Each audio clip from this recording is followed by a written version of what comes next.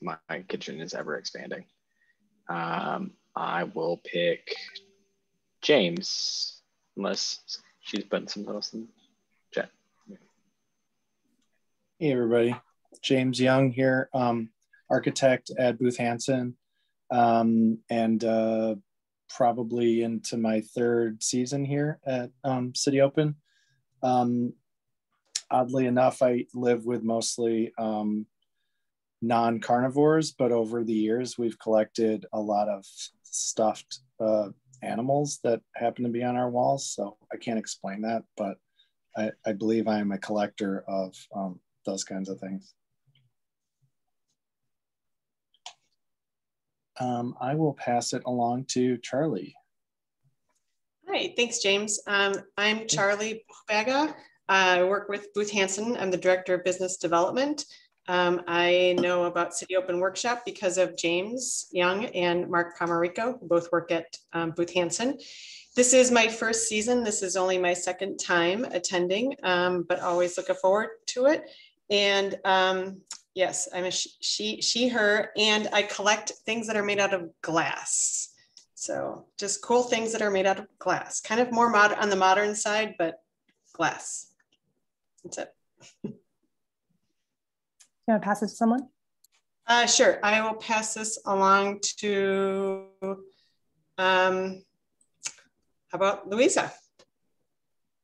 Sure. Hi, everyone. I'm Louisa, she, her pronouns. I'm a designer at Leighton Design. I had heard about City Open through Paula, who is my professor now 4 years ago, I think, at SEIC. I was there for my undergrad in architecture. So this is my second full season, actually, but I've been in and out for a little bit. And I'm one of the fellows for this season. It's the first time City Open has a couple fellows along with Genevieve. And I collect, what do I collect?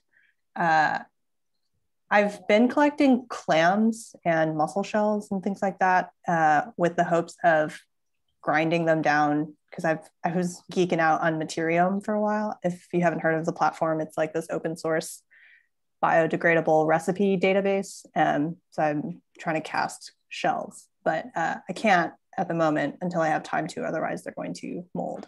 So if you do have mussel shells and clam shells sitting around, I would love to take them eventually. Noted. I'll pass to Liz. Hi all, my name is Liz, she, her pronouns. I am a graduating Masters of Urban Planning at UIC student right now. And my focus specialization is on affordable housing, development and policy. And so, yeah, and I'm also working for a kind of startup impact investment affordable housing developer in Chicago. And so I think I found City Open because I was taking a community development class last semester that did not involve enough community development for my taste. And so I just started, I was frustrated one night and I was Googling around to find just a way to teach myself what I wasn't learning in school. So I'm here. I've been popping in and out of these meetings when I've had a chance over the last couple of months. And I'm still also trying to figure out exactly what it is City Open does. So, maybe tonight I'll figure it out. So I popped into one meeting last season, and this would be technically my second season. And yeah, anyway, back to the script. So I read and then always collect and buy fantasy novels. And I have too many because I'm running out of shelf space, but I'm always happy to talk about fantasy novels. Okay, we've got a list. Emma, have you gone? I haven't. And pardon my distraction earlier. Luckily, I have a standing desk, or you would have seen a little naked 3-foot-tall person running. But yeah, so I am Emma, she, her.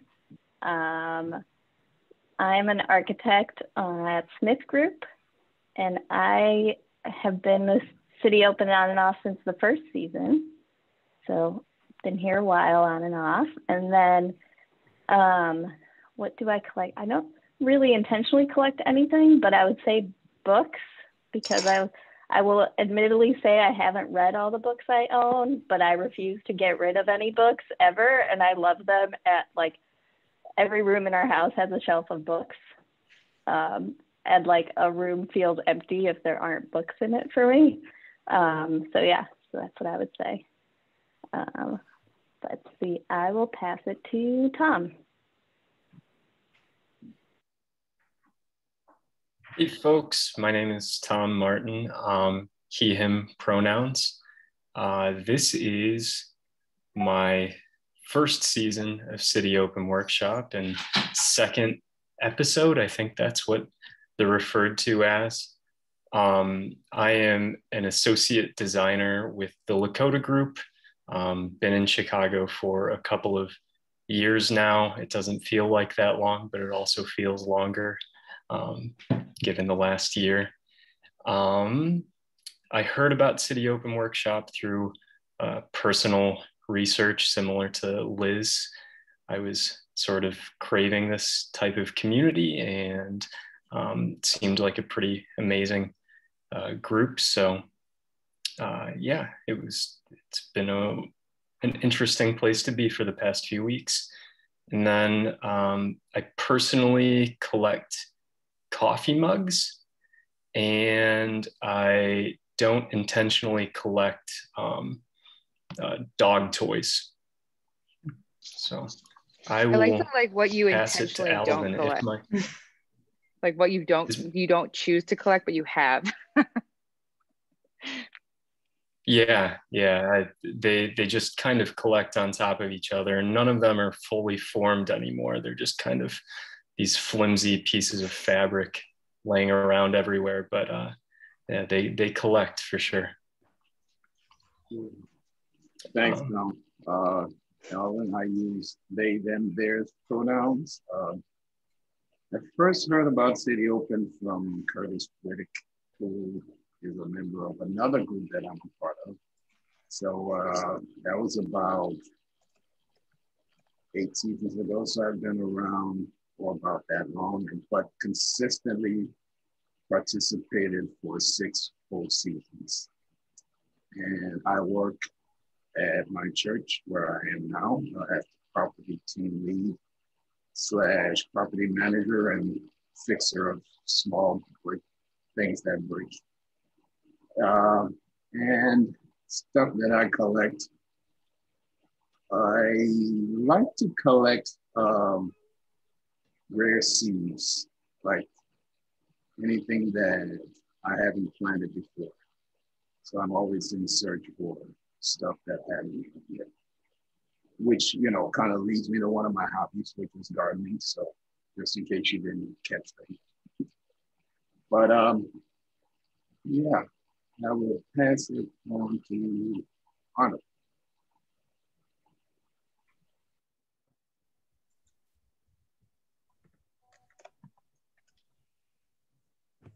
Arnold, are you there? Maybe, well, Arnold's coming. Lon came on, so yeah, pass it on to her. Okay. Lon, introductions, name, pronouns. What do you do? How did you hear about City Open? What season is this, and what do you collect? Here, we'll just post that in the chat again. Okay, because I'm like, that was a lot to remember.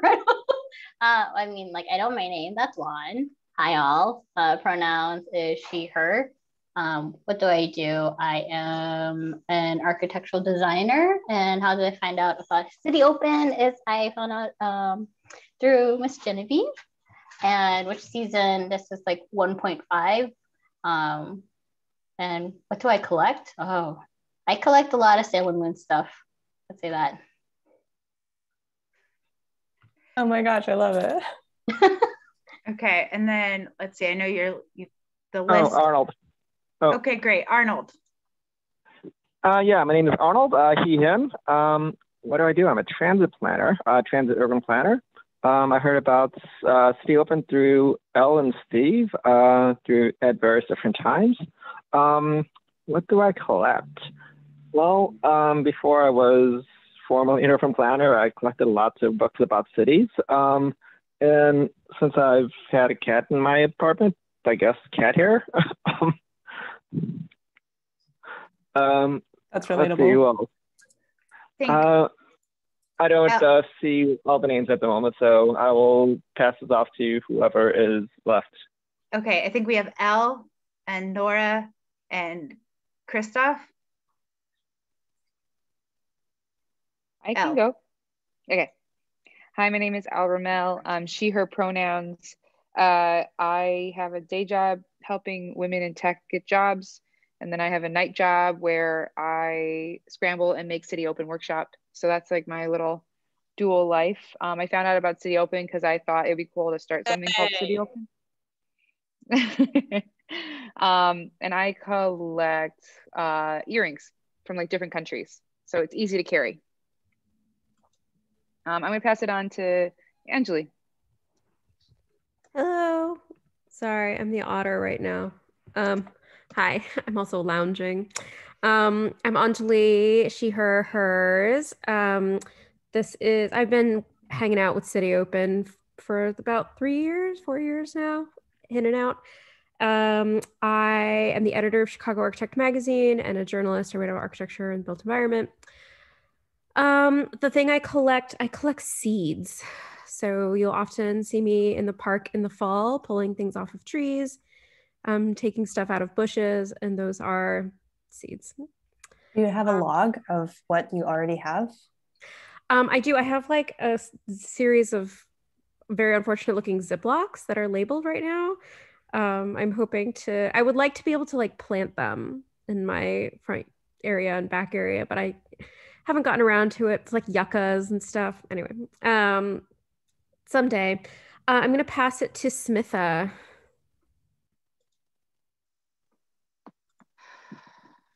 Hi.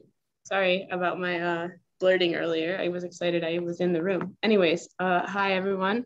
My name is Smitha. My pronouns are she and her. And right now I collect random alcoholic liqueurs because Genevieve got us this crazy chicken alcohol recipe calendar and we keep buying all the ingredients and we use them one time. And now I've just got a whole shelf of like rose water and raspberry liqueur and stuff I don't know how to use. So yeah, thanks, Genevieve.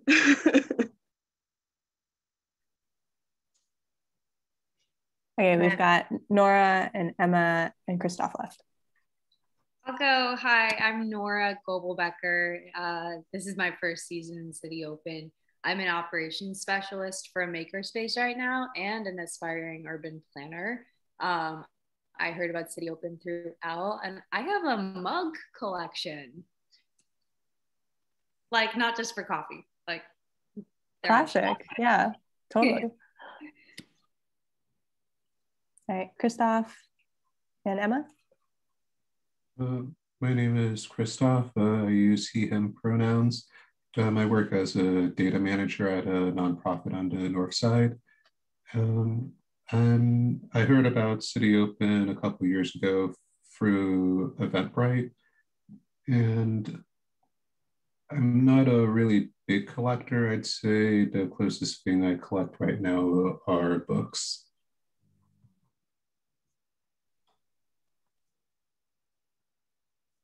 Emma. Hi, I'm Emma Jasinski, she, her. I'm an architectural designer at Canon Design, and I participated in City Open a couple years ago with initiatives in Pilsen, where I live. And things I collect, I would say, like antique tins. So that I put flour or cooking, anything for like cooking storage.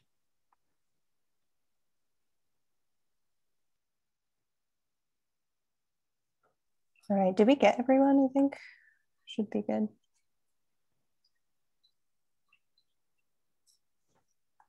Okay, so let's see. Jumping right in.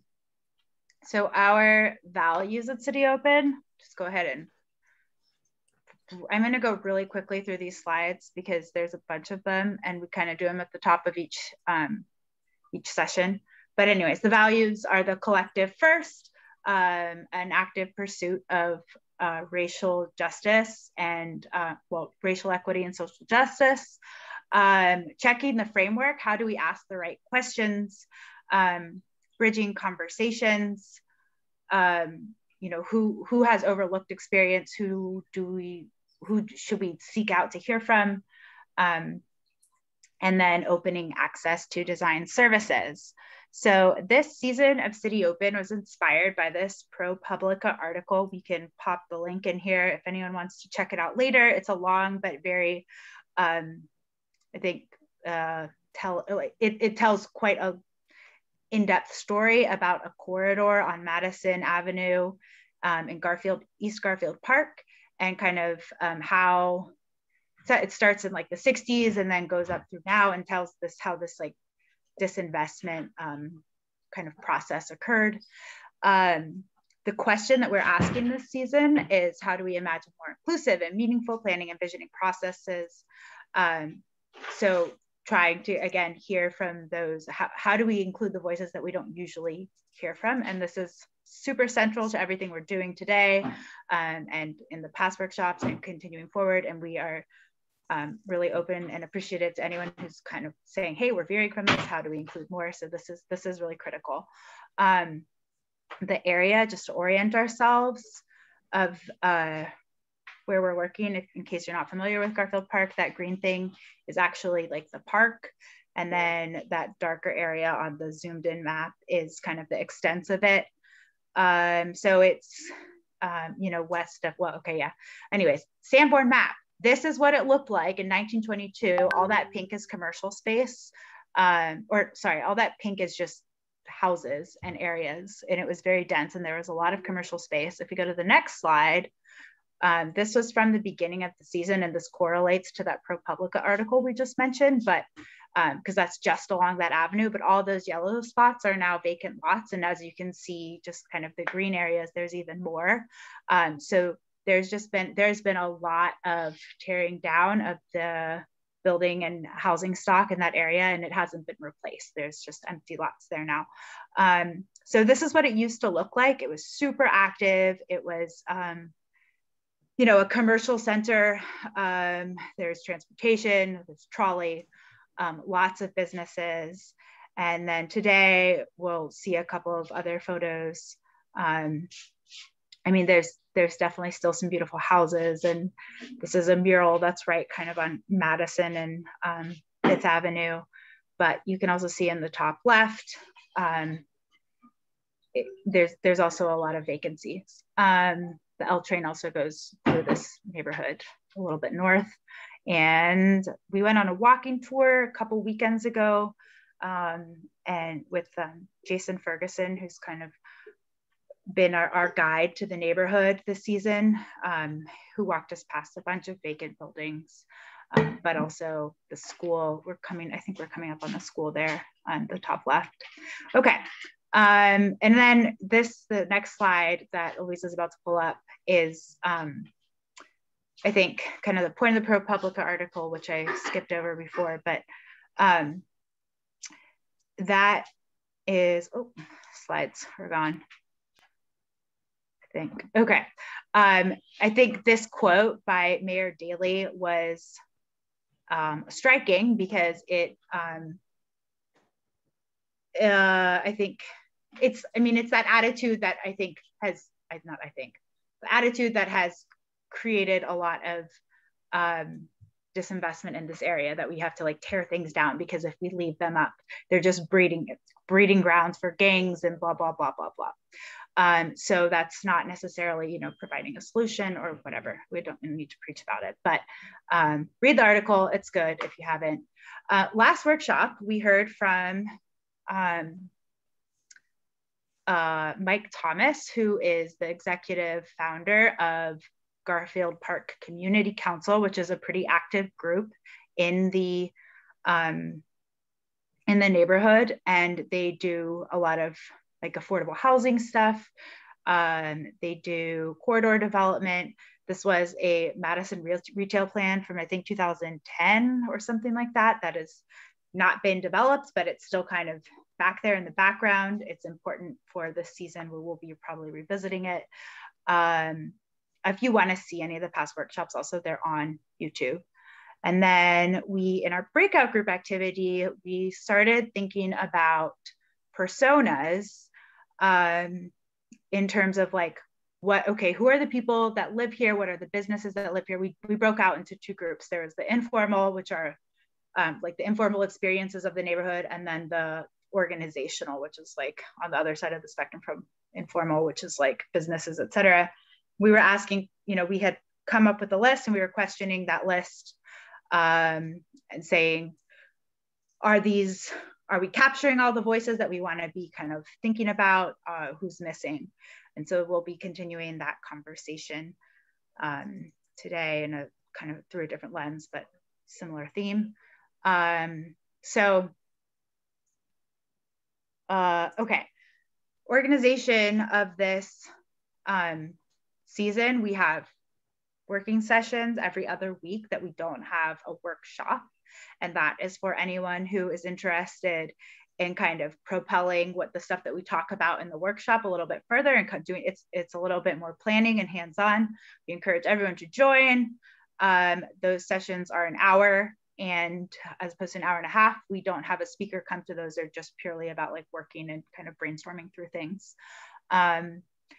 Where we are right now in the season is, did I miss anything here, Louisa, on this slide? I can't really see it.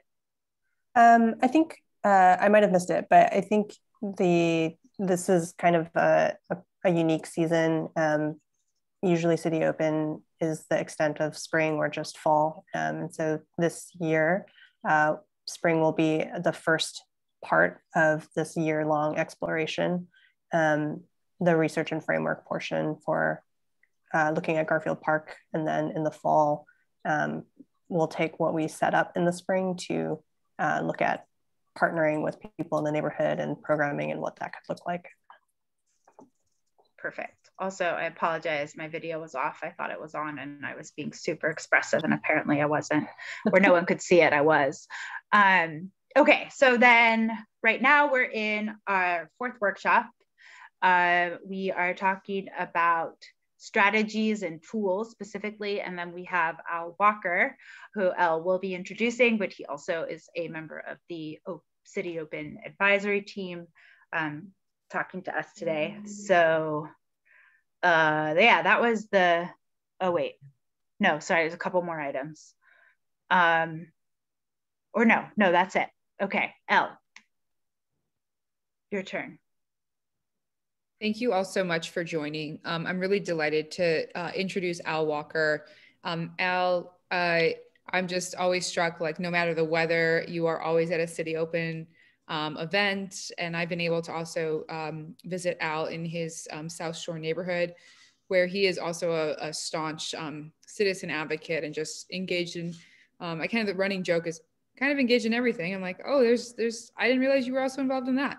So I was delighted to learn as well when I got to talk to Al about his role with the Chicago Sustainability Leaders Network. And that really ties into Garfield Park because it is addressing the park itself, but also the conservatory.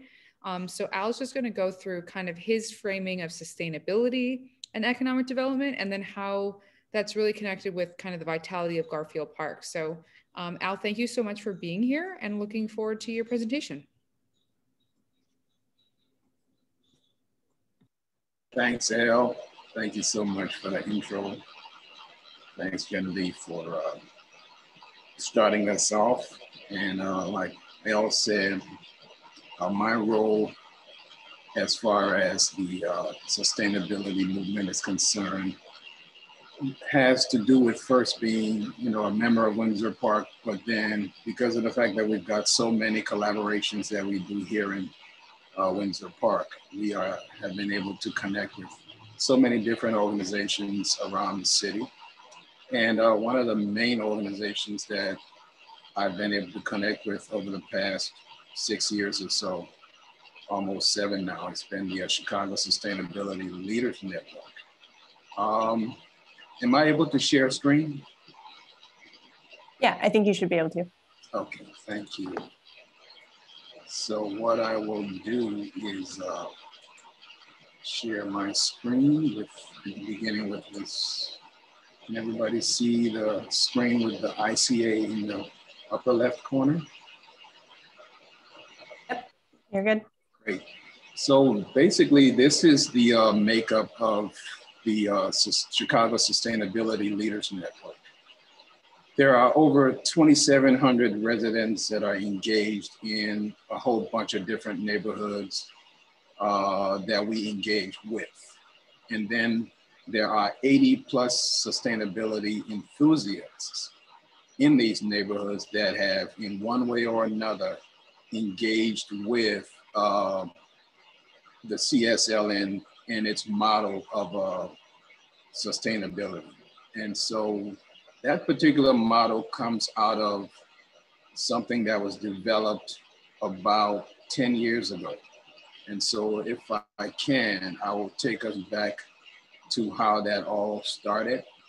And I will talk now about the ICA, the Institute of Cultural Affairs, which is the parent organization of the CSLN. And so the ICA itself started as an organization to promote means by which people in underserved neighborhoods could have a voice. And so their particular aspiration began with something that they called Accelerate 77. And Accelerate 77 is basically that. It is a means by which you accelerate growth from our 77 communities based upon assets that are already based in that community. So in 2011, the ICA launched a project in which they enlisted over 200 university students to go to all of our neighborhoods in Chicago and basically do a very in-depth one-on-one with organizations, with organizers, with individuals and groups who were doing the work of sustainability. And so they brought all of that data back to the ICA. And the ICA decided, you know what, we really shouldn't be the ones to handle this from a top-down approach, because that's what the ICA in and of itself was trying to get out of.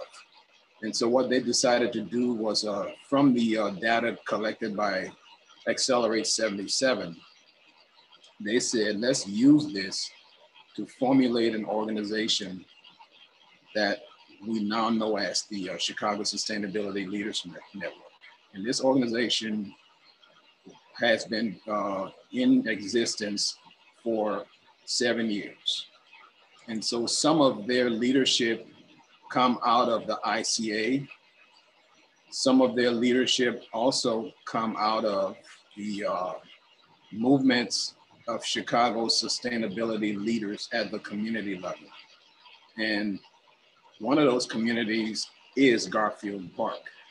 And so the main organizations in Garfield Park and its leadership that the CSLN engages with is the Garfield Park Advisory Council, or now also augmented to become the Garfield Park Conservatory Alliance.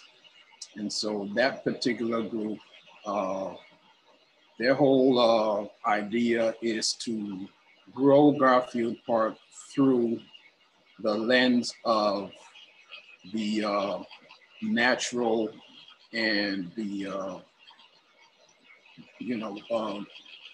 nature spaces that Garfield Park is so richly endowed with.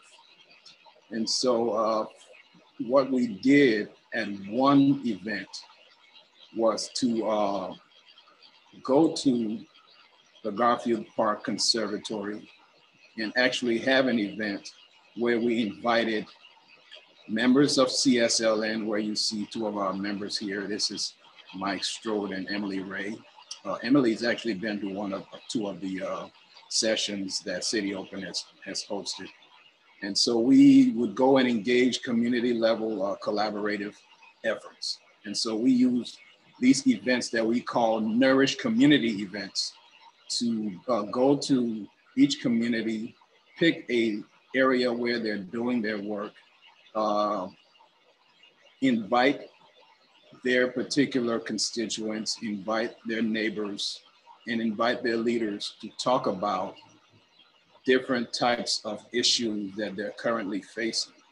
And so the lady in the middle here seated is Karen Craig. She's one of the Park Advisory Council members and also a very active member in the Conservatory Alliance. Her particular role in the Park Advisory Council has to deal with different issues of housing and different issues of inequity as far as access to housing. And so what we usually do is after we've made a presentation, we would work ourselves around the room. The two people that are standing here, the lady with her back turned and the lady in the floral colored top, are two of our sponsors who work actually for the ICA. And we usually go around and we talk to people, we engage members of the community, and we usually get a lot of our membership out of these types of interactions. And so people who haven't heard of the CSLN are almost ready to join and get on board with us right after we have one of these presentations. Usually these presentations last about an hour and a half. They are based on something known as TOP facilitation. TOP stands for the technology of participation. And that is actually something that most of our facilitators get trained in, and we're trained to lead these types of community engagement sessions.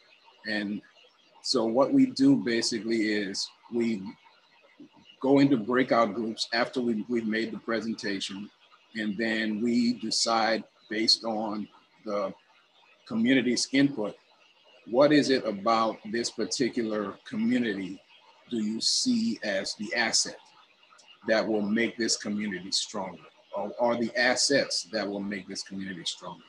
And so we engage in those types of conversations. Then after that, we have actually gotten outcomes that we've then taken to advocate at the city level.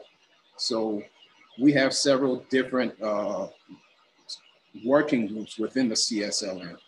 And the working group that I'm going to talk about is the advisory team. So for example, the advisory team members would take the issues that Garfield Park has as far as housing, as far as recycling, access to transportation, access to different types of business developments, or even access to jobs or sources that create jobs.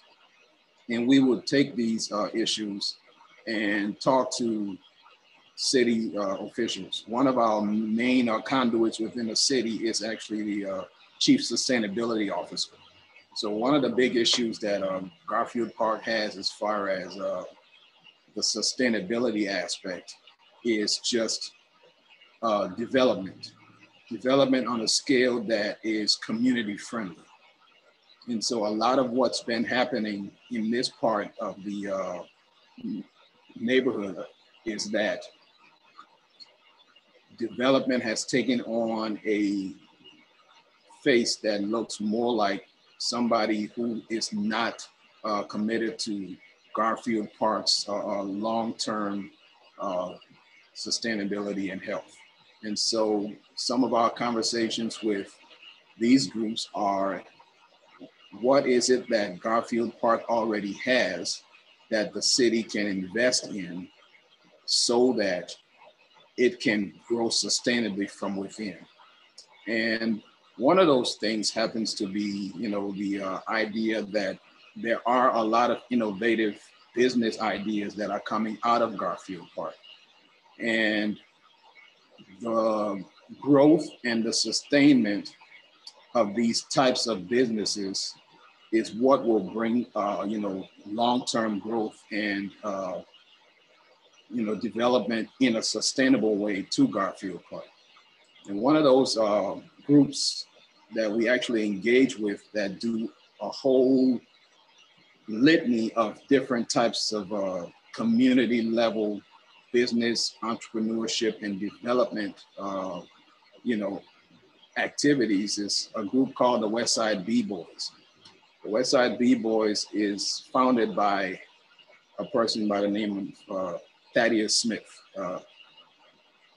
Tad and I have a kind of connection as far as being former military members. Chad is a former Marine, as I am a former Army person. So in that particular way, we are able to vibe, as they say. So one of the things that Thad actually does is he teaches beekeeping. But not only does he teach beekeeping, he teaches it in a way that, you are able to get the whole idea of what it is to have to be a beekeeper. So everything from the habitat that it takes to nurture bees to the end result, which is actually getting your honey, which is something that you can see him here doing. And so Westside B-Boys is just one of those, innovative and sustainably run business enterprises that is multifaceted, has been in the community for quite a few years, and are opening up other programs.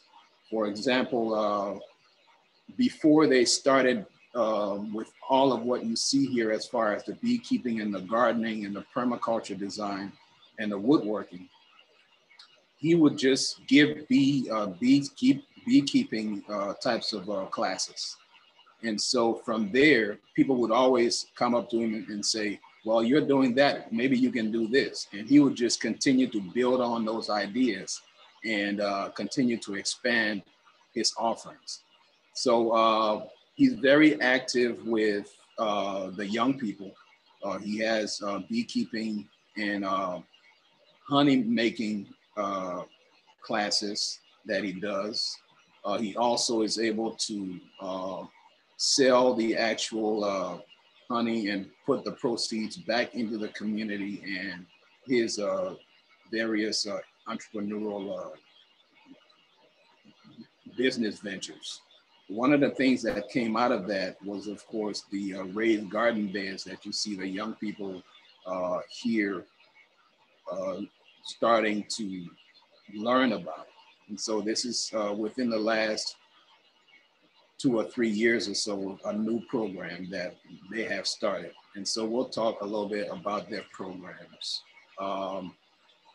So he has something now called STEAM. It's we have maker spaces. So STEAM is STEM with A for arts added to that. So he has a STEAM program that they work with youth in, and they have a sponsor organization that does a lot of the work for them as far as funding and all of that is concerned. He has a lot of people that are able to come and visit and talk about what they do in the realm of the STEAM arena. And some of the other programs are the ones that are listed below here. And you can basically go to the site, Westside B-Boys, and actually see all of the impacts that they're currently having in the community. So one of the other aspects of this conversation is that CSLN also has a model that we base our community approach with. And that particular approach is something that is known as the the ABCD approach. ABCD has to do with how do you sustainably grow a community? And ABCD has to do with the idea of asset-based community development. And the particular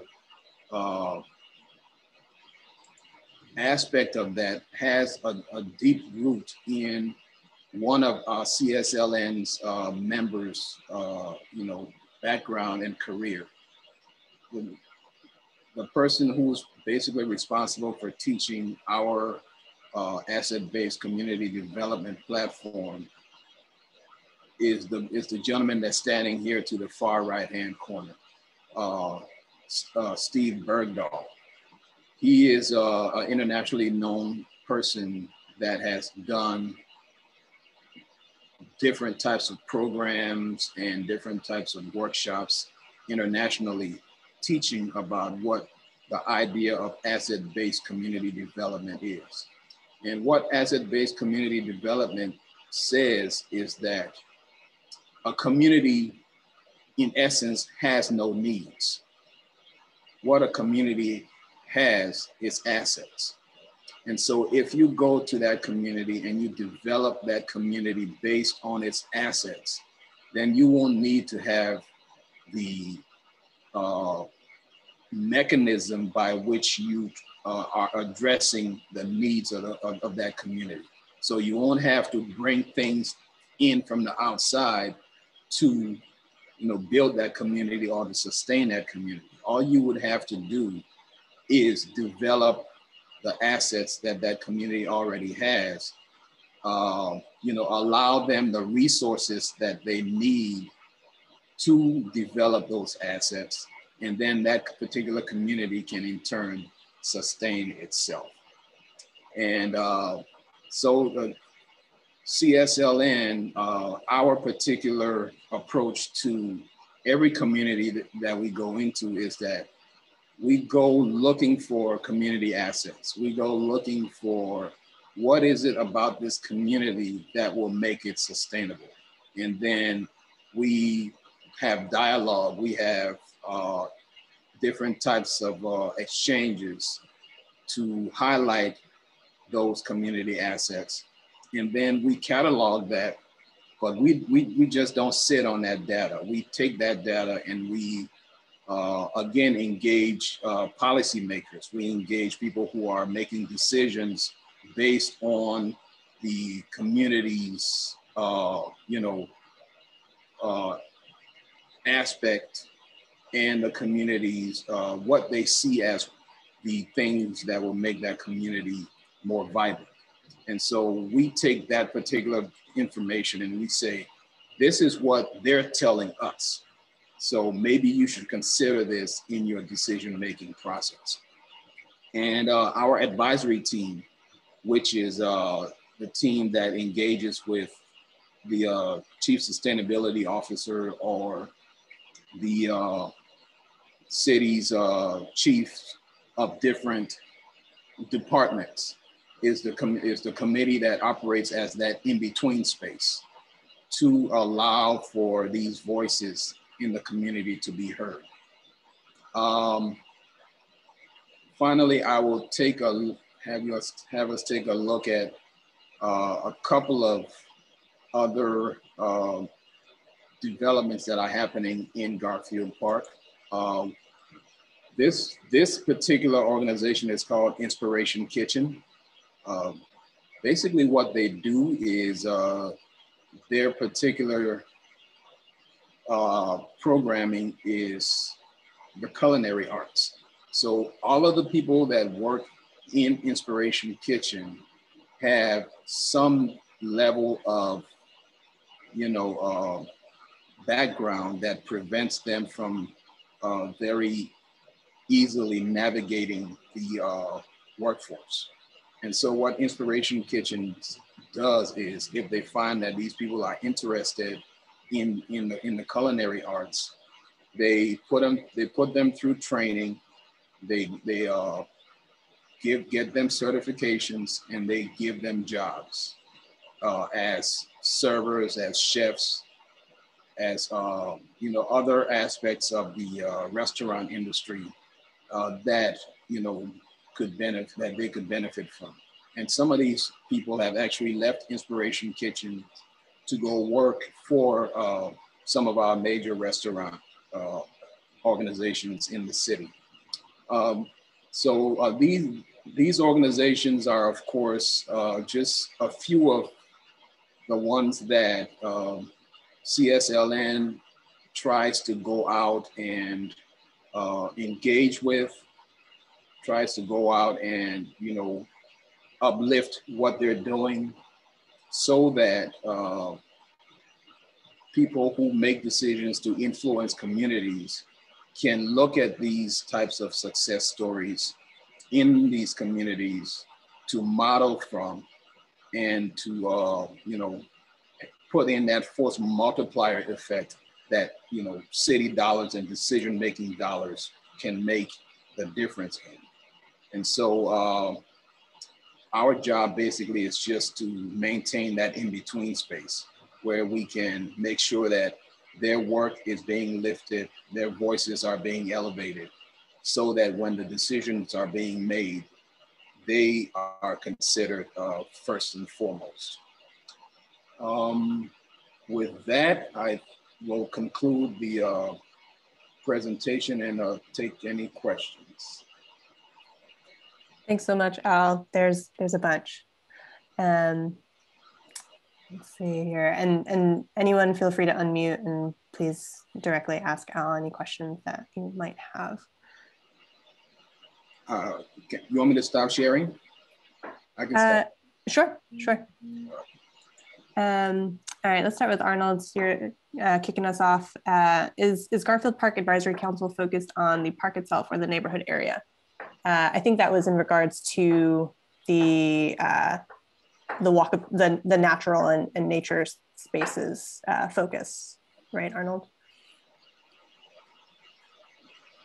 Yes, so Garfield Park their main focus is in the natural spaces of the neighborhood. So one of the things that they actually sponsor as far as their neighbors are concerned is that they are very active in supporting neighbors that want to grow their own gardens. Like if you want to grow a garden in your backyard or a vegetable garden in your backyard or a flower garden in your front yard, the Garfield Park Advisory Council is very supportive of that.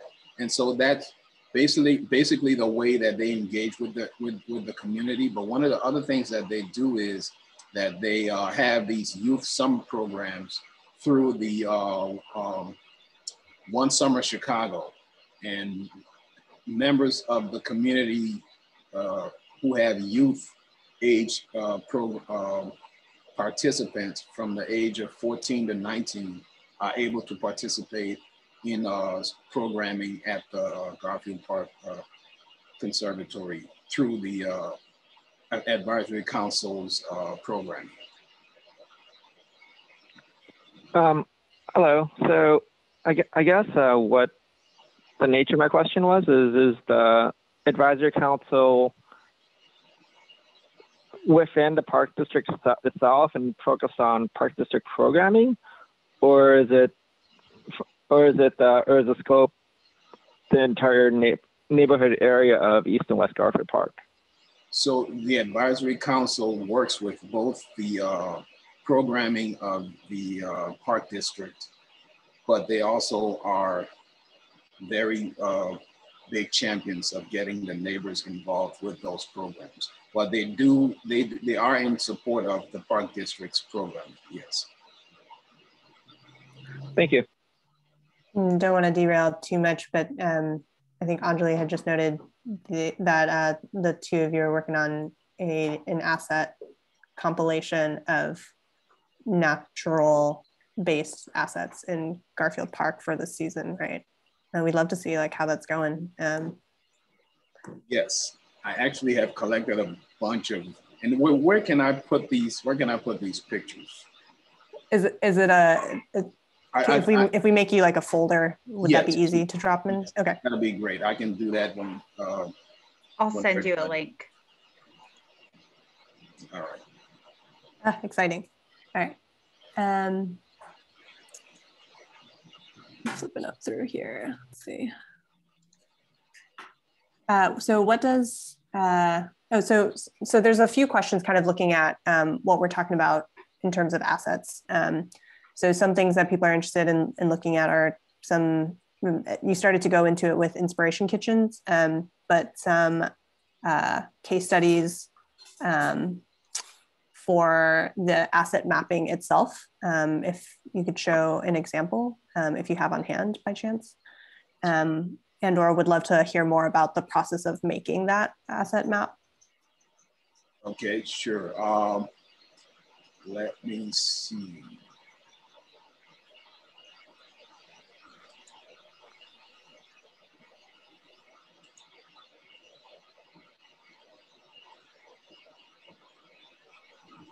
So I will share my screen again.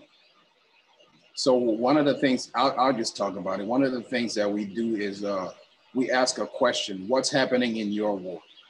So, and that question, what that question does is it brings about two things.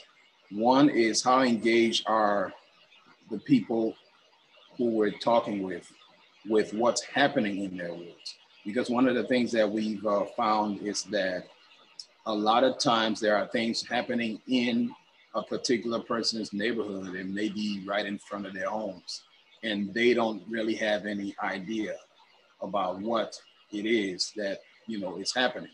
So there might be some type of some road work that they never knew about, or some sidewalk work that they never knew about.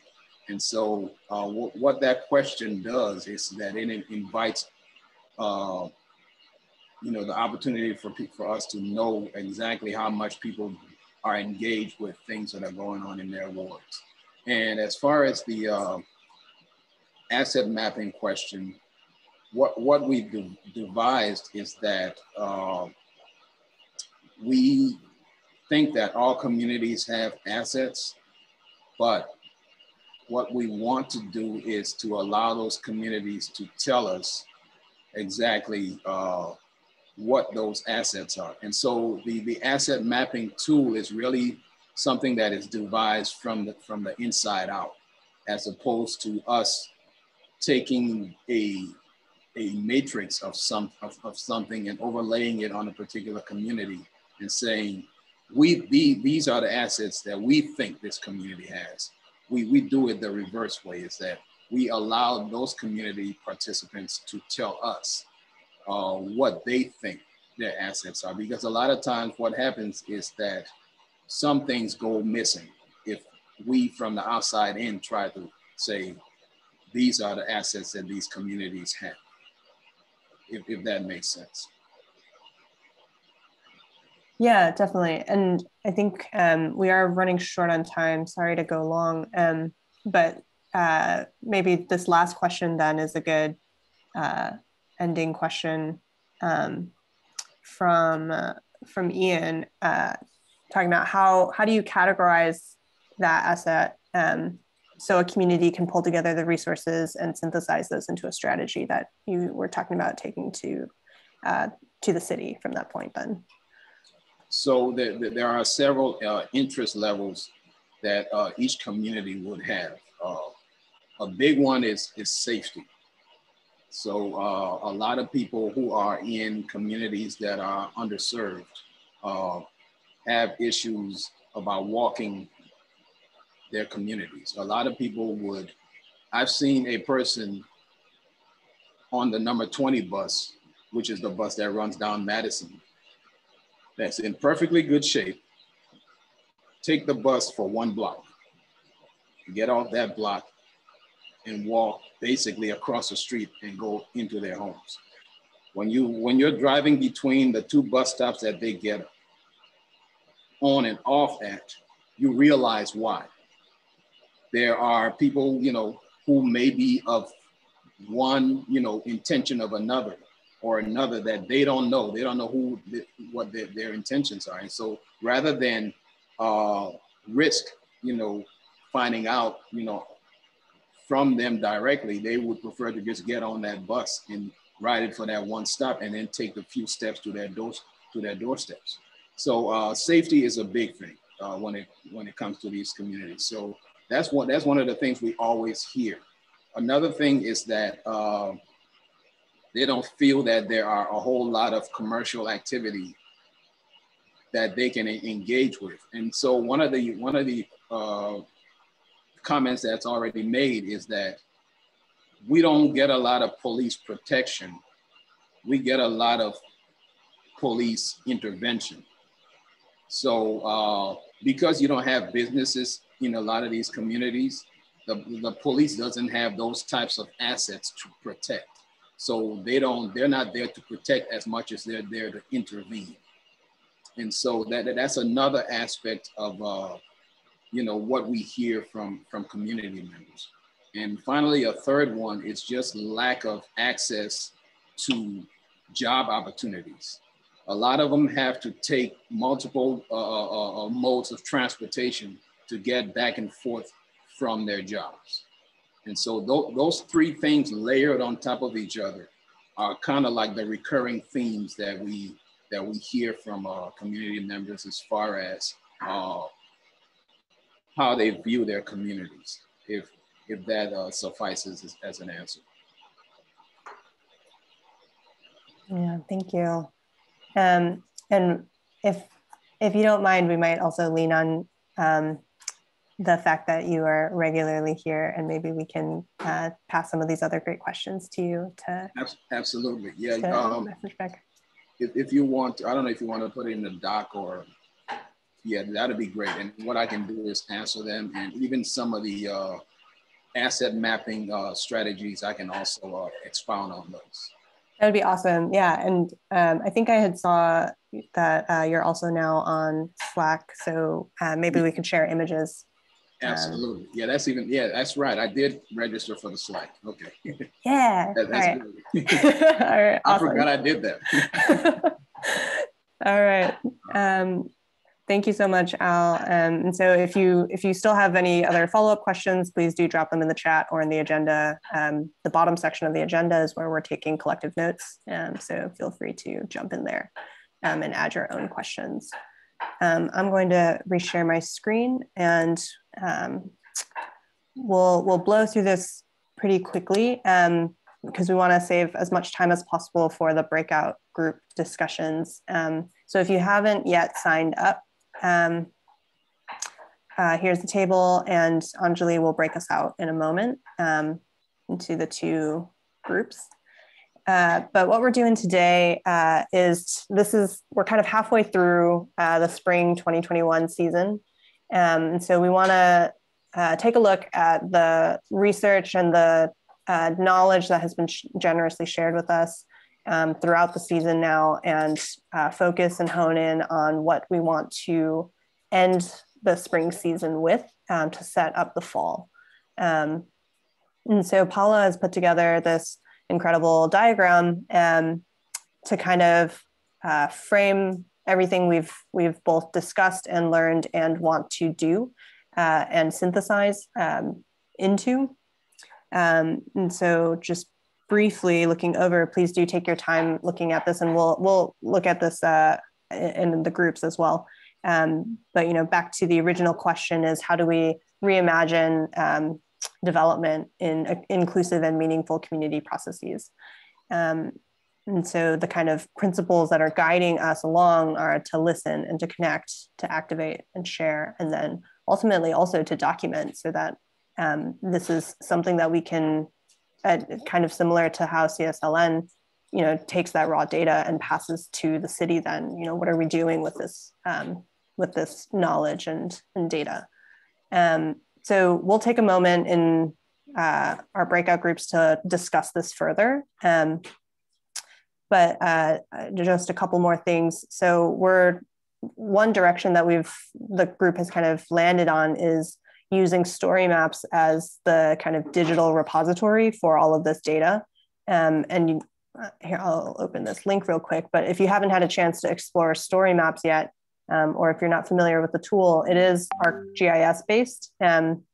but you basically can tie stories, sound files, images, video to geolocations.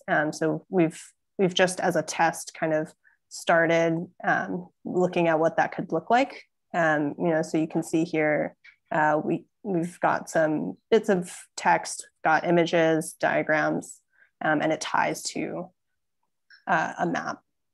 So we're thinking that this will be the kind of platform that will house the spring explorations. And then an open-ended question is the fall display, or is there a physical display that we can explore in the fall? And then lastly, looking at some of the tools that we'll use to collect some of these stories.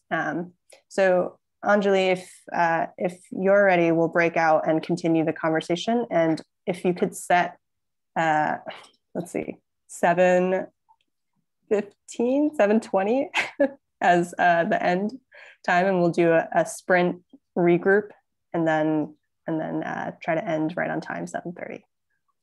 Kidoki.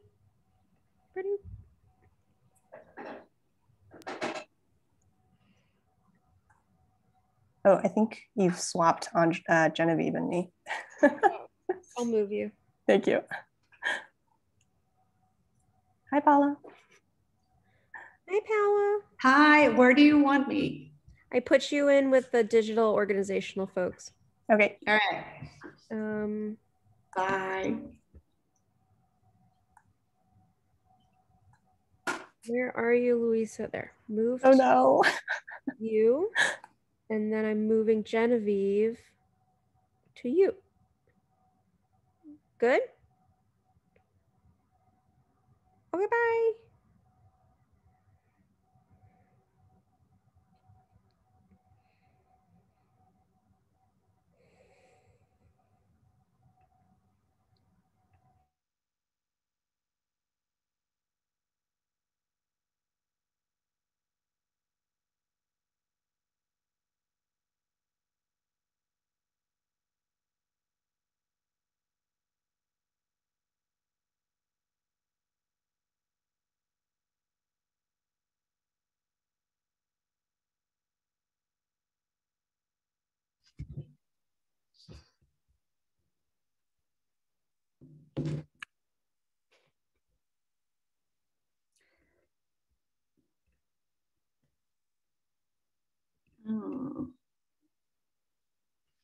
Oh, join a breakout room.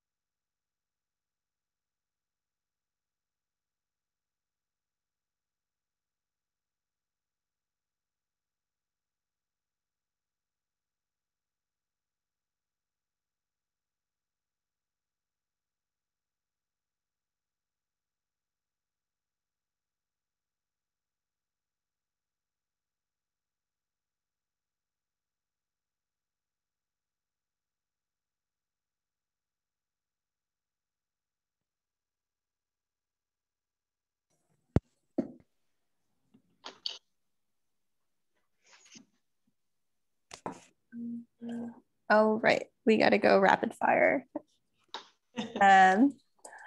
Does either group want to start sharing out? Oh, I forgot to assign someone. Hey, Emma, are you okay sharing out?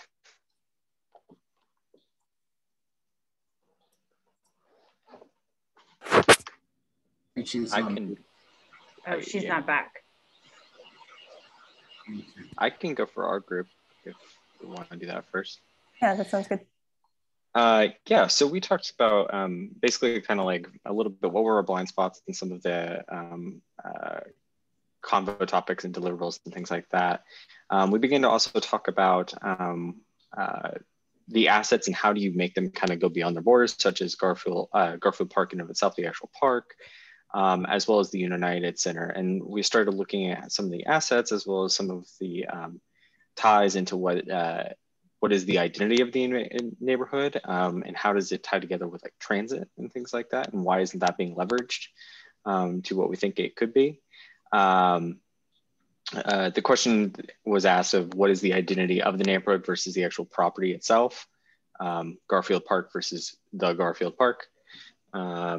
We also looked at, we were also taking questions of like, what are the perceptions of the existing assets and as they currently stand, and the fact that they've existed for quite a while, why is it that they're not necessarily being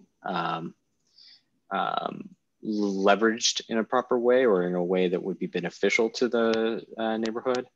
And we're wondering if that's maybe a perception issue, especially with regards to looking at safety of like what is perceived, what is actual.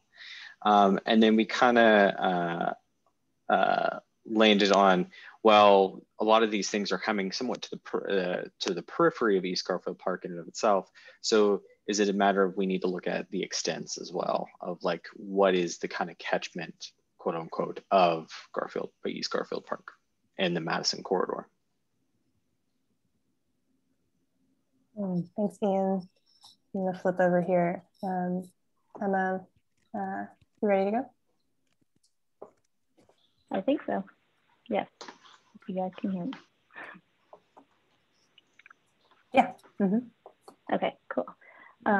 So our group, we focused on thinking through the engagement strategies. So we're talking about, ideally we would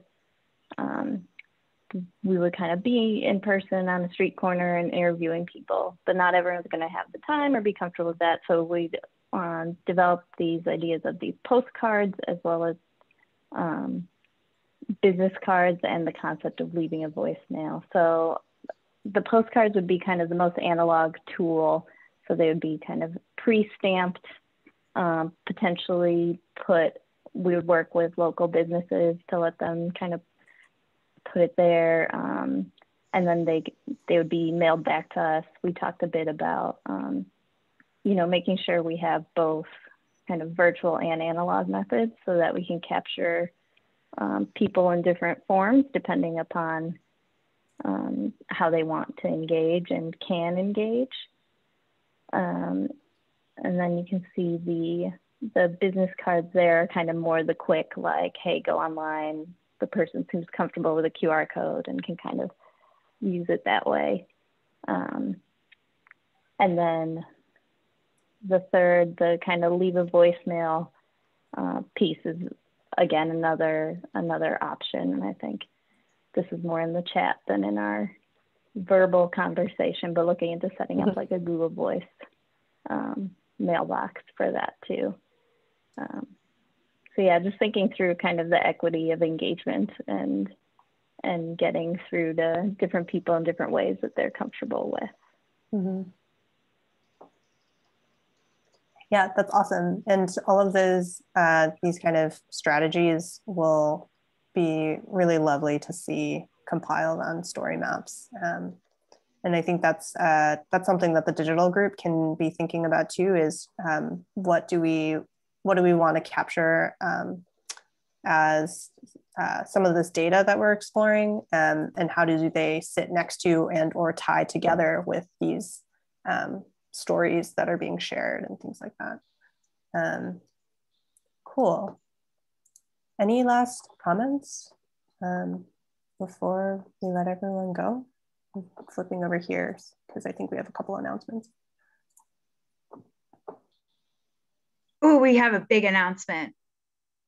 Does anyone want to write a blog post for today? This is recorded and it goes to YouTube, and it's pretty fun to do.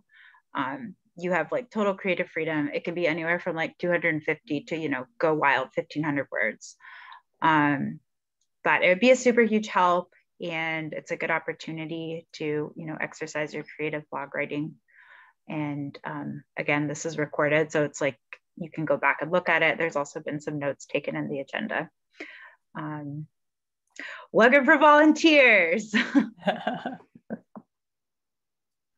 Also, you have, you know, I think we'd like to get it within a week, but this is a volunteer thing. So if you need more than that to do it, like, it's not a big deal on your own time. Is there a history of these things from season? And I think there were, right?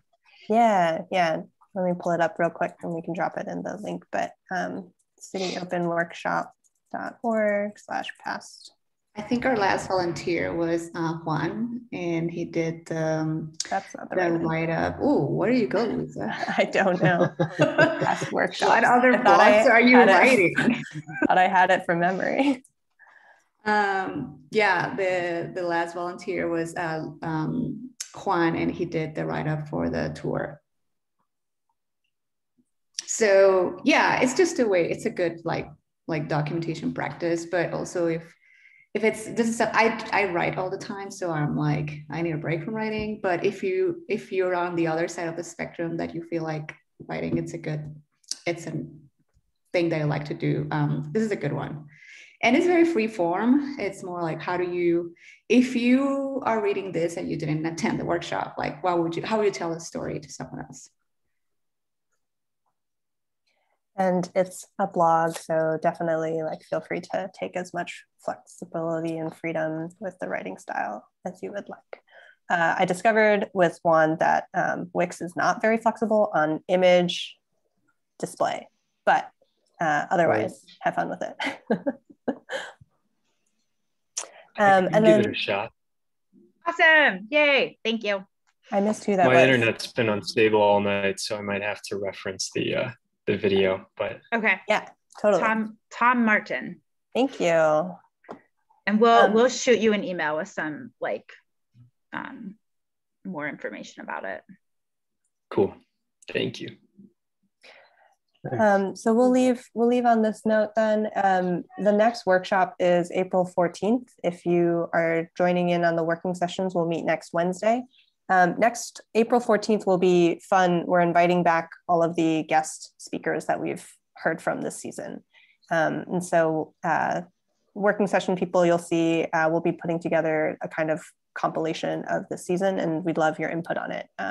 But otherwise look forward to talking about everything we've done with some of these neighborhood partners.